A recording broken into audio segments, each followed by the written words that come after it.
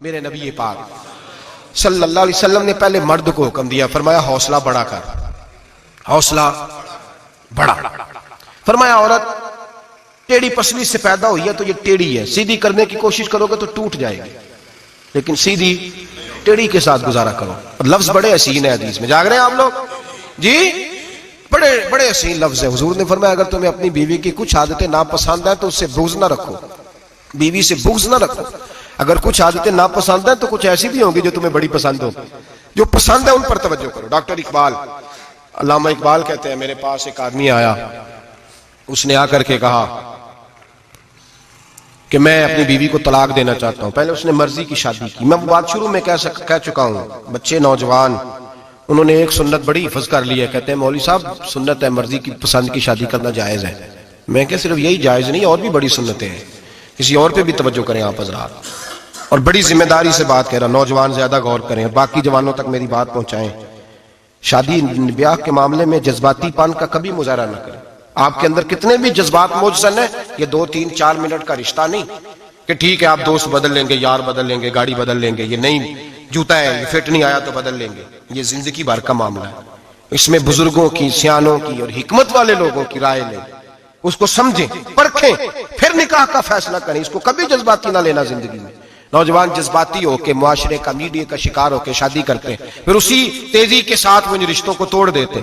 میرے نبی پاک صلی اللہ علیہ وسلم نے فرمایا بغض نہ رکھو، کچھ عادتیں اگر ناپسند ہیں تو کچھ ایسی بھی ہوں گی جو تمہیں پسند ہوگی۔ ڈاکٹر اقبال کہتے ہیں ایک شخص میرے پاس آیا، میں لندن میں وکالت کرتا تھا، اس نے آ کے کہا کہ بیوی کو طلاق دینی ہے۔ میں نے کہا میں تجھے جانتا ہوں، تو نے تو پسند کی شادی کی ہے۔ کہا ہاں، اب میں طلاق دوں گا؟ کہتے میں نے اس کو کہا کہ بھائی تو سمجھ جا، کوئی بات نہیں، انسانوں کے اندر اختلاف رائے ہو جاتا ہے، تو نہ ایسا کر۔ نہیں جی مجھے دینی ہے۔ کہتے ہیں اس کے گھر والوں نے بھی سمجھایا، حتیٰ کہ بچی نے بھی معافی مانگی کہ مجھ سے بھول گئی تھی، میں غلطی ہو گئی، معاف کر دے۔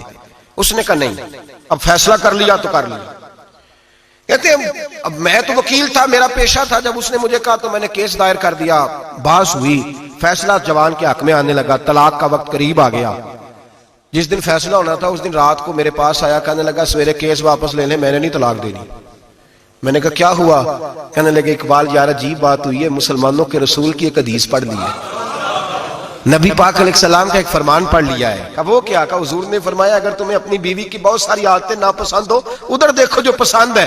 تو وہ کہنے لگا یہ حدیث پڑھ کے میں نے غور کیا ہے، یورپ کے اس گندے معاشرے میں رہتی ہوئی میری بیوی، اس برے معاشرے میں رہتی ہوئی بد خلق ہے، بد اخلاق ہے، کام کاج نہیں کرتی، ساری چیزیں ہیں، لیکن جہاں اجازت ہے 18 سال کے بعد عورت اپنی مرضی سے جس کو مرضی لڑکے کو دوست بنا سکتی ہے، لیکن اس کا سوائے میرے کسی اور کے ساتھ کوئی تعلق نہیں۔ تو اس گندے معاشرے میں یہ اس کی عادت کتنی پاکیزہ ہے کہ سوائے میرے کسی اور طرف نہیں دیکھتی۔ حضور کی اس حدیث نے مجھے اس کی اس اچھی عادت پر مائل کر دیا ہے۔ اقبال کہنے لگے اچھا اب میرے نبی نے تجھے مائل کیا ہے تو میں نہیں سویرے تیرا کیس واپس لوں گا۔ تو کیوں نہیں لے گا؟ کہنے لگے پہلے کلمہ پڑھ میرے رسول کا، مسلمان ہو جا، پہلے کلمہ پڑھ نبی پاک کا جنہوں نے تیرا گھر ٹوٹنے سے بچایا ہے۔ تو میرے بھائی مرد حوصلہ کرے، دلیری کرے۔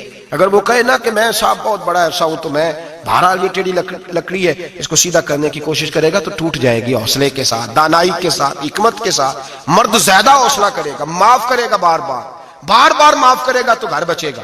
جتنا بڑا حوصلہ کرے گا اتنا اس کا گھر بچے گا۔ عورت کے لیے کیا حکم ہے؟ اللہ خیر فرمایا۔ اب حالات اس طرح کے کہ وہ کہتی ہے میں نے BA کیا ہوا ہے تو مجھے فارغ کر مجھے فارغ۔ اور عورت اشتعال انگیزی بھی دے لیتی ہے، اس کے لب و لہجوں میں بعض اوقات اتنی سختی ہوتی ہے۔ مائیں بہنیں ناراض نہ ہو، لیکن ایک شعوری بات کر رہا ہوں۔ آگے لوگ مسئلہ پوچھتے ہیں، کہتے ہیں طلاق ہو گئی تو 3 طلاقیں دی تو کیا؟ میں کبھی ہو گئی طلاق۔ کہنے لگے جناب میں غصے میں تھا۔ میں نے کہا طلاق تو خیر غصے میں ہی ہوتی ہے، لیکن مرد غصے میں طلاق دیتا ہے، غصے میں ہی دیتا ہے۔ لیکن ایک سوال میرے ذہن میں ہے، مرد کو غصہ کون دلاتا ہے؟ ایسے تو نہیں تھا نا کہ ریڑی والے سے ٹکر ہوگی تو گھر آ کے بیوی کو طلاق دے دی۔ یہ تھوڑی ہوتا ہے کہ باہر اس کی جو ہے وہ موٹر سائیکل کسی کے ساتھ ٹکرا گئی تو اس نے کہا مجھے غصہ چڑھ گیا تو میں گھر آ کے طلاق غصے میں ہوتی ہے، پر غصہ کون دلاتا ہے؟ وہ بات ایسی کرتی ہے، اتنی سخت بات کرتی ہے۔ ایک ہمارے بزرگ ہے شاہ صاحب، تو میرے پاس اپنے ایک عقیدت مند کا کیس لے کر کے آ گئے، مجھے آ کہنے لگے ان کی بات سنیں۔ میں نے کہا یار تیرے 6 بچے اور آپ یقین کریں میری آنکھوں میں آنسو ان بچوں کو دیکھ، اتنے خوبصورت بچے۔ تو میں نے کہا کہ کیوں تو نے طلاق دی؟ کہنے لگا اس نے کوئی 1 دفعہ نہیں 100 دفعہ مانگی ہے۔ اور کل تو اس نے جملہ اس طرح کا، جب طلاق ہوئی تو اس دن اس نے جملہ اتنا سے اس نے مجھے کہا اگر باپ کا ہے تو دے طلاق. اب لوگ بھی 100 کھڑے تھے تو میری غیرت کا مسئلہ بن گیا. تو اشتعال کون دلاتا ہے؟ اب سنیں ترمذی کی حدیث. میرے نبی کریم سید عالم صلی اللہ علیہ وسلم نے فرمایا 500 سال لگیں گے جنت میں جانے میں. اتنی دور بندہ ہوگا کہ 500 سال کا سفر ہے، اتنی پہلے جنت کی خوشبو آنے لگ جائے گی.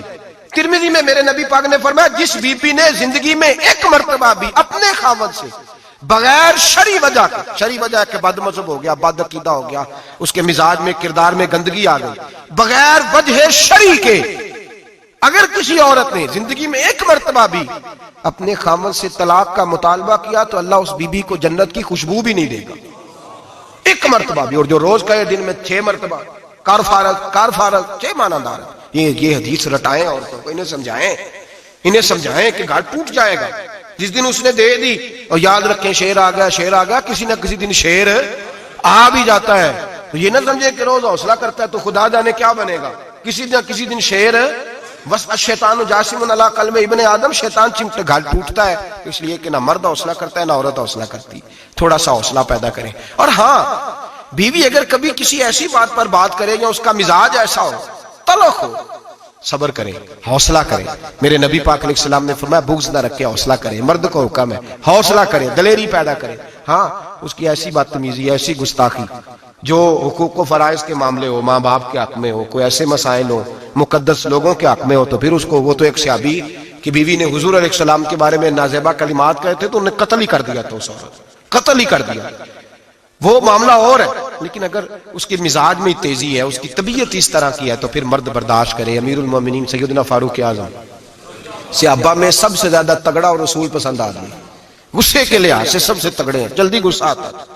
ایک شخص کہتا ہے میری بھارے تگڑے قبیلے میں شادی ہو گئی، بیوی میری بڑی سخت تھی، اس کے لب و لہجے میں بڑی سختی تھی. وہ قبیلہ بڑا مالدار تھا تو میں بات نہیں کرتا تھا. ایک دن میری بیوی نے بڑے سخت جملے کہے تو میں جناب عمر کے پاس آ گیا. توجہ ہے آپ دوستوں کی؟ کہتے ہیں حضرت عمر کے پاس آیا تو میں نے دروازے پہ دستک دی، بیوی کی شکایت کرنے آیا کہ ذرا مہربانی کریں. تو کہتے ہیں جناب عمر اندر سے اٹھے تو ان کی زوجہ بولنے لگی، کہنے لگی بس آ گیا آپ کو کوئی بلانے والا؟ ابھی 5 منٹ نہیں ہوئے تھے آپ کو آئے. سارا دن آپ مسجد میں رہتے ہیں، ساری رات آپ چہرے پہ نقاب ڈال کے گلیوں میں گھومتے ہیں، اتنی ڈیوٹی آپ کرتے ہیں، گھر یہ میرا اکیلی کا ہے، بچے میری تنہا کے، آپ کو کچھ خیال ہونا چاہیے، کچھ توجہ کریں. وہ شخص کہتا ہے وہ بی بی بولتی رہی اور جناب عمر ہنستے رہے، اور ان کی مسکراہٹ بھی میں سن رہا تھا.